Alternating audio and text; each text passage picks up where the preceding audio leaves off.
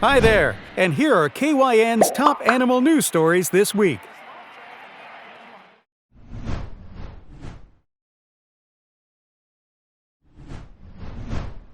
A COVID-19 testing facility in Sydney, Australia was forced to close recently. What could have caused the shutdown, you ask? Was it an outbreak of positive test results? Or maybe bad weather in the area? Well, no. In this case, the facility had to close due to an influx of venomous snakes. That's so Australia! According to 9 News, employees at the site spotted a number of red-bellied black snakes ranging from young to a medium-sized individual. One snake was filmed slithering through a car park before an Australian snake catcher named Sean Cade was able to catch it. He said that staff had originally sighted a medium-sized snake, and due to improved weather conditions and the influx of babies being born over the last couple of months, they sighted a couple of baby snakes a few days later. Red-bellied black snakes are venomous, and should a bite occur, symptoms of envenomation include swelling, nausea, vomiting, headache, abdominal pain, and even red-brown urine. Fortunately, when it comes to this species of snake, bites are rare due to the reptile's docile nature. Mr. Cade said the facility was temporarily closed until his crew finished their work. They conducted a thorough inspection of the entire site to ensure there were no other snakes. Joked Mr. Cade, the red-bellied black snakes may have misread RIT testing, referring to rapid antigen tests used for COVID diagnosis.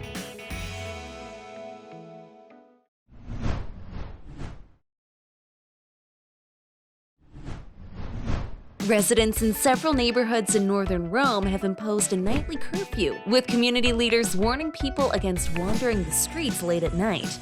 What is it that's causing this rampant fear? The area has been overrun with wild boars that have become attracted to overflowing garbage bins as they scavenge for food. There have been a growing number of encounters with wild boars, including several recent attacks. One man told La Repubblica daily newspaper that he was saved from a herd after his dog intervened. "We advise you, do not take your dog out to do its business after 8:30 p.m., Gianluca Sabino told the paper. Also known as the wild swine or common wild pig, the animals can grow up to 220 pounds and now are one of the most widespread mammals in the world. Though they have sharp tusks, they are not normally aggressive, but can be dangerous to humans. Wild boar have been a constant problem in Rome, ransacking areas in packs with up to 30 animals. It is estimated that Italy has more than 2 million wild boars, with up to 20,000 living in Rome. During the COVID-19 pandemic, the number of wild boars roaming the country rose by 1.5% to about 2.3 million. Officials say the animals cause an average of 10,000 road accidents every year in Italy. But city bans don't end with curfews. Rome has also banned picnics in an effort to contain the boar population. Authorities in Rome have also banned anyone from feeding or getting close to the animals, over fears that African swine fever could spread after it was detected in one of the animals. The disease cannot spread to humans, but is often fatal to the pig population. Italy's pork industry props up around 1.5 billion euros worth of trade annually, with African swine fever threatening the business of Italian farmers should it spread further. So if you ever thought that an innocent activity like a picnic would only be banned by your town when pigs fly, maybe you better look up.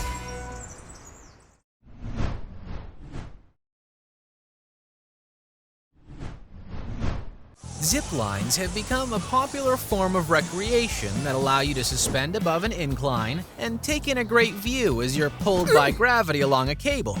But recently, in Sunderland, England, a utility wire became a makeshift zip line in order to save a wild animal.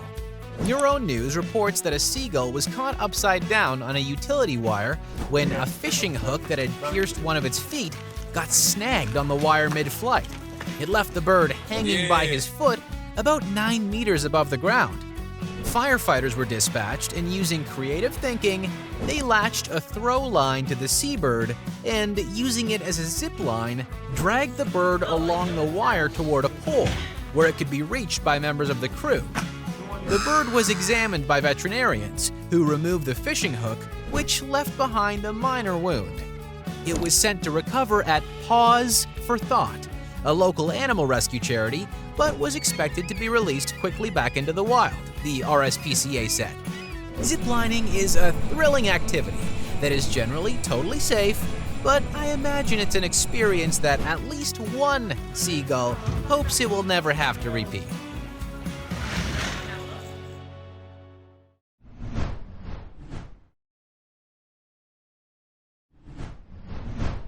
Cape Wildlife Center in Cape Cod, Massachusetts posted on their Facebook page that a family spotted a lost puppy wandering alone at the side of a busy road. They decided to rescue the little animal and took it home. However, they soon started to suspect that the puppy was actually a wild animal and contacted the Cape Wildlife Center. The center confirmed that the dog wasn't a dog at all, but was in fact a baby coyote. With the help of the Massachusetts Department of Public Health, the center was able to determine that there was no potential exposure risk to rabies, and were able to clear the young coyote for care and granted permission to rehab him. He was introduced to a foster sibling that had arrived from the Wildlife Clinic of Rhode Island, and it was decided that once both pups received their vaccinations, they would be raised together and given a chance to grow and learn natural behaviors in the center's large outdoor caging. On the center's Facebook page, they wrote, "This case had a happy ending, but it could have easily gone differently. Coyotes are considered a rabies vector species in Massachusetts and are susceptible to contracting the virus that is deadly to all mammals, including people." They added, "If the finders had been bitten, scratched, or had extended contact, we would have been mandated to euthanize the pup and test for rabies." The center said that they're grateful to every person who takes time out of their day to help wildlife when they are in need, but they always encourage people to call the appropriate resources prior to intervening. That's great advice. Otherwise, maybe next time a family will attempt to rescue a grizzly bear thinking it's an Ewok. If you want to see all our videos about real news stories that are funny, stupid, or weird, click the subscribe button below. I mean, hey, my cat's gotta eat.